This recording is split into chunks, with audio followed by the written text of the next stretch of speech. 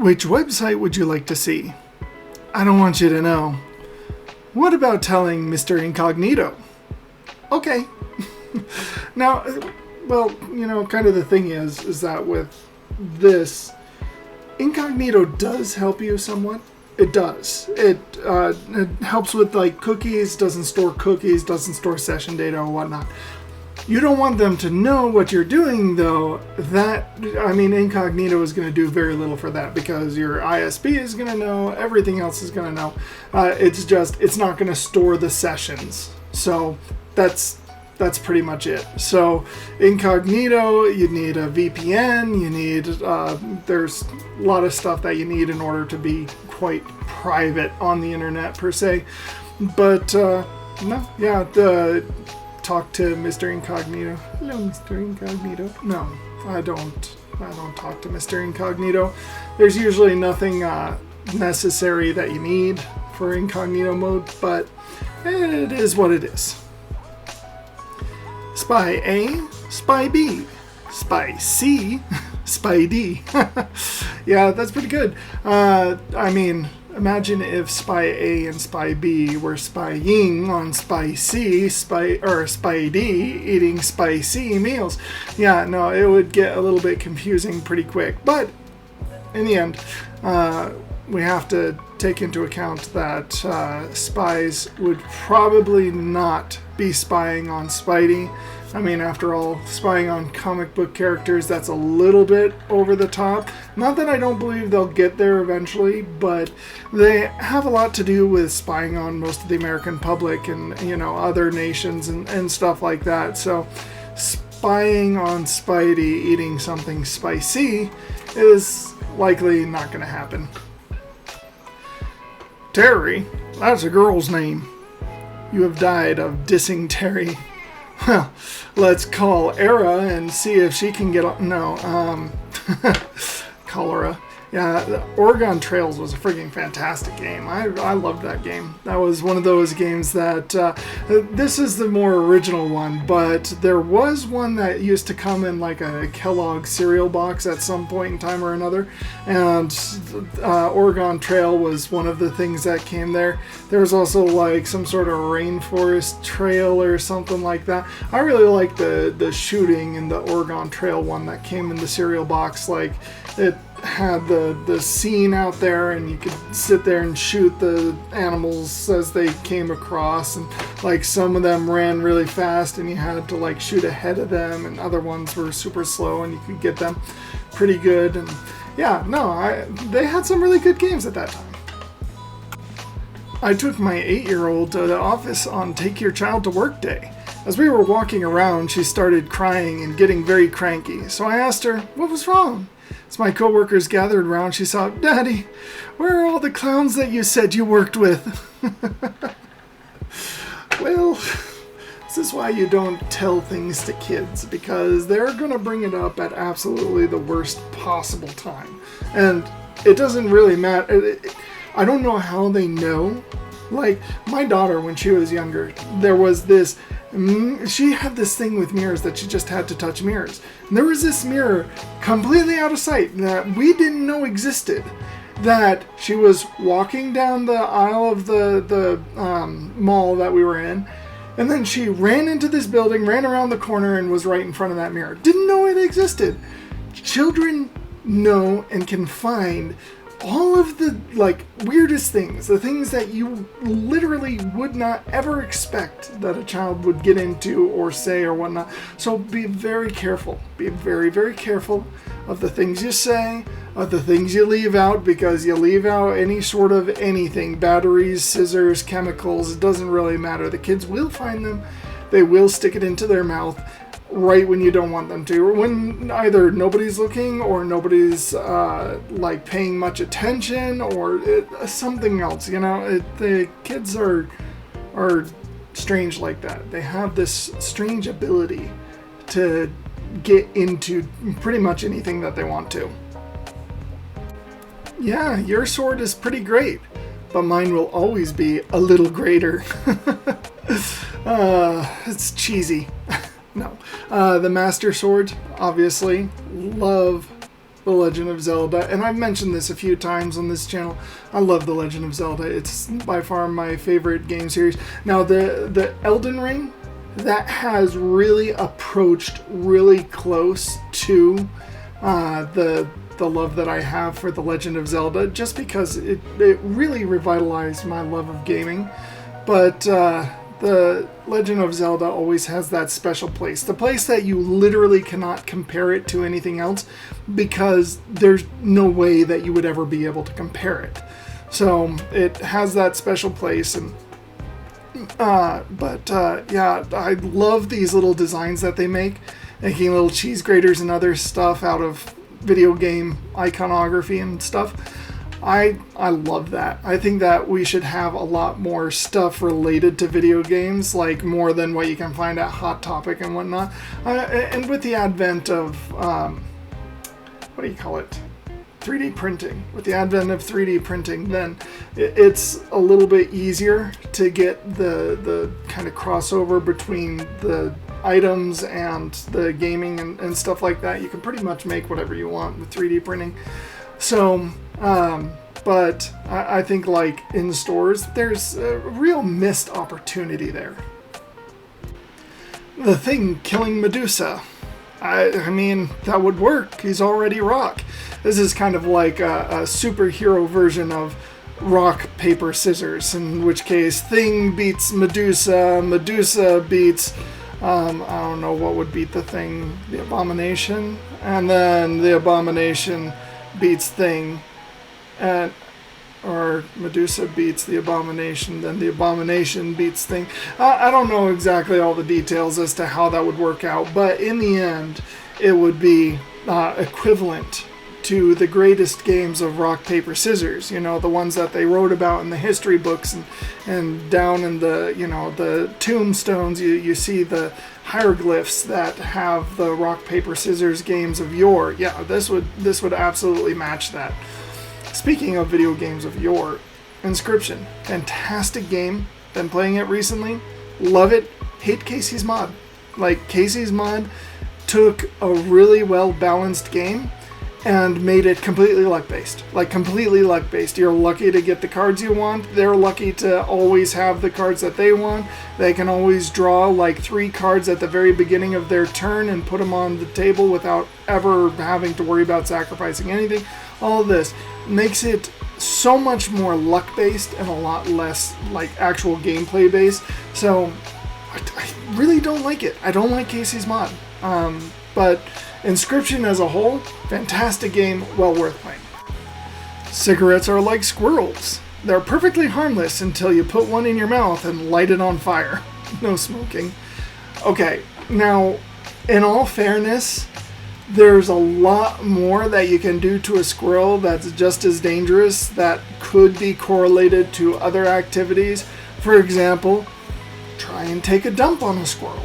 Right? That's probably not going to wind up too well for you. Even like feeding squirrel nuts is sometimes they'll bite your finger, and who knows if they have rabies. But there's a lot of things that are correlating. So the no smoking, that's just more circumstantial than anything. Like, that's not really a valid argument, because you can make the argument with pretty much anything. A lot of things that you can do with a lot of other things that you can't do with squirrels, right? But it is funny, especially like the squirrel's like face there. Like, it's just hilarious.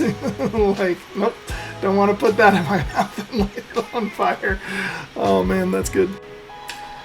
For Waldo. Santa cannot find Waldo. That is quite unfortunate for Waldo, but I mean, if you take a look, Waldo is just right there inside the curtains. My goodness, getting the brain farts while recording these things is insane. But yeah, poor Santa. Just bought my kids the whole Waldo set for Where's Waldo, and they were having a blast looking for Waldo. I still find it really fun, like the scenes and trying to look for the character and stuff like that, and then there are little extras that you can do. It's just so much fun. Like, I don't know why Santa looks so disgruntled. He must, it must literally be the most fun thing for him on a foggy Christmas night, you know? Just looking for Waldo. Got to be some form of entertainment, you know?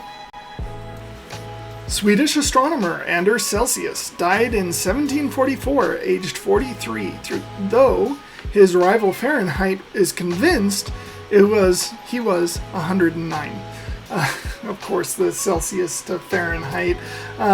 Actually, Anders Celsius died when he was 42. And so it would make more sense to say 107. But, I mean, that's just because, you know, I happened to look it up at some point or another. Anyway, yeah, the correlation there. I never really understood the point between having the Celsius and the Fahrenheit scale. Like, literally, what is the point of that? Is it more accurate to have Fahrenheit? Like, for that, we have Kelvin. Why don't we all just use Kelvin? Kelvin is supposedly the most accurate that you could possibly have. So why don't we just use that? I mean, the whole, and like the imperial and the metric and all this other forms of measurements and weights and stuff like that. A troy pound versus an avoirdupois pound. There's an interesting note for you.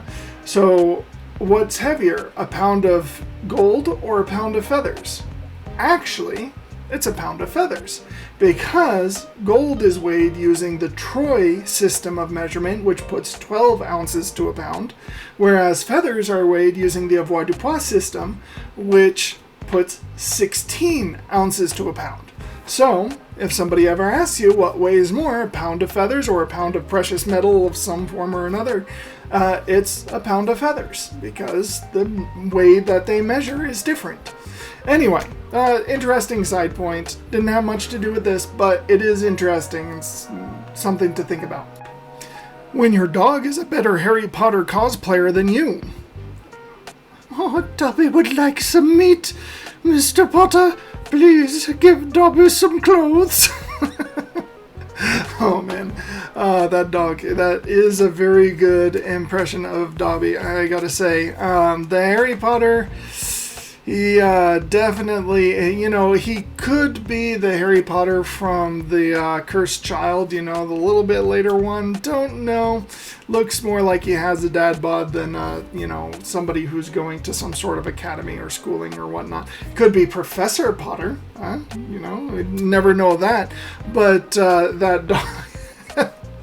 I think that this is a computer, like they altered the image, because I remember seeing this image with the dog without that, but that dog is just in like the perfect position. The dog's a better actor than I am, so seriously, kudos on the dog. Let's get him a part somewhere, maybe inside the sequel. You know, Dobby's died, so we gotta replace him with something. Let's replace him with his dog. When you turn 100 and can't play with Lego anymore. 4 to 99, 100 years old. Yeah, she doesn't look too happy to be turning 100, but then again, you know, who would be too happy to turn 100? I guess it all depends. Like, if you do stuff with your life, then 100 can be a really interesting stepping stone to look back and take account of your life and where you are. But, when you can't really play with Lego, I mean, you gotta stop the old people from choking on stuff. You know, it's a choking hazard. They put stuff in their mouths and they wander around. You know, you gotta change their diapers. You gotta make sure that they're not sticking stuff in their mouth that they're not supposed to be sticking in their mouth and all that.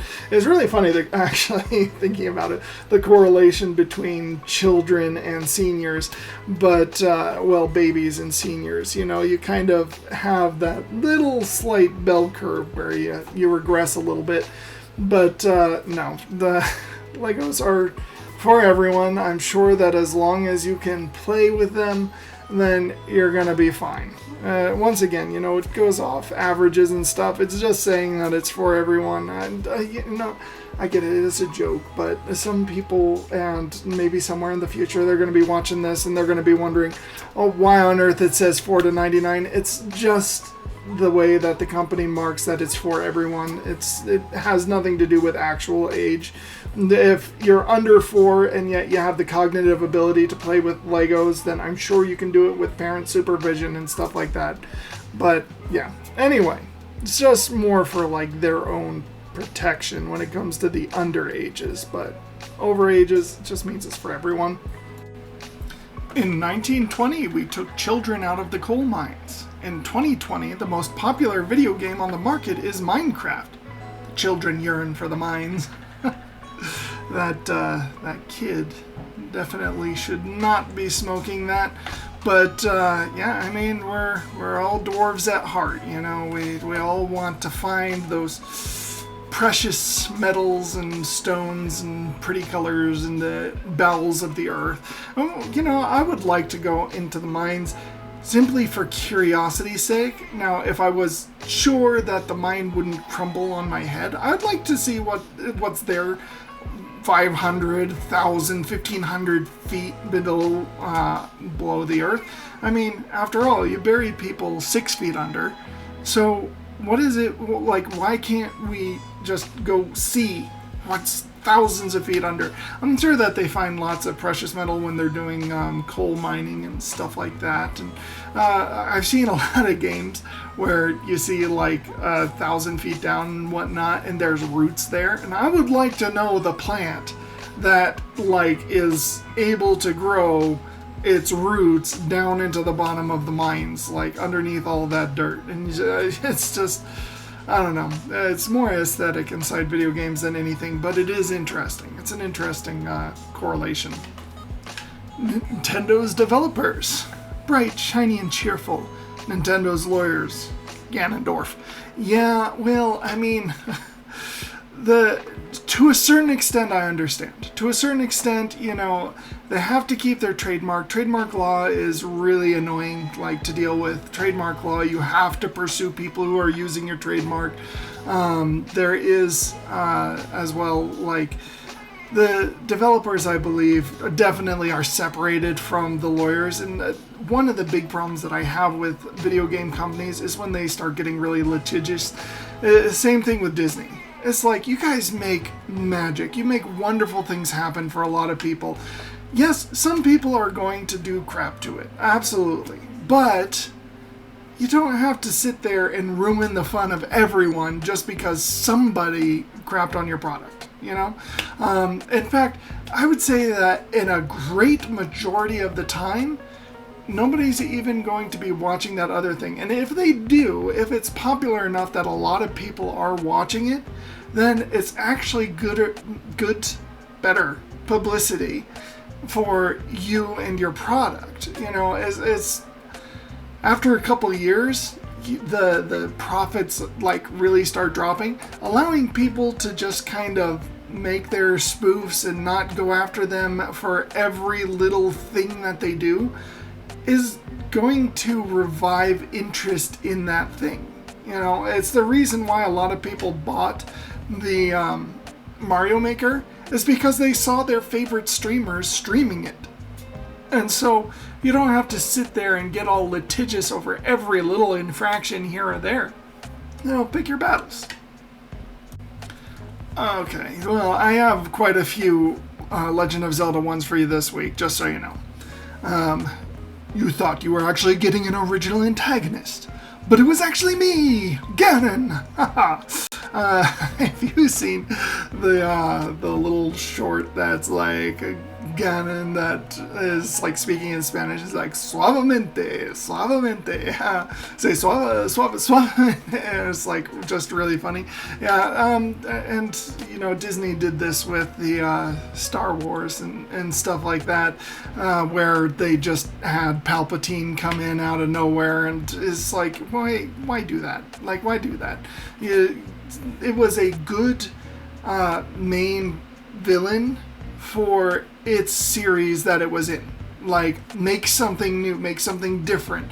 You know, with all of their girl power, I'm surprised they didn't make the final villain a woman. You know, like so I guess you couldn't do stuff like that because it wouldn't be like politically correct or anything like that. But I mean, it is the ultimate power, showing like something with even more power, stuff like that.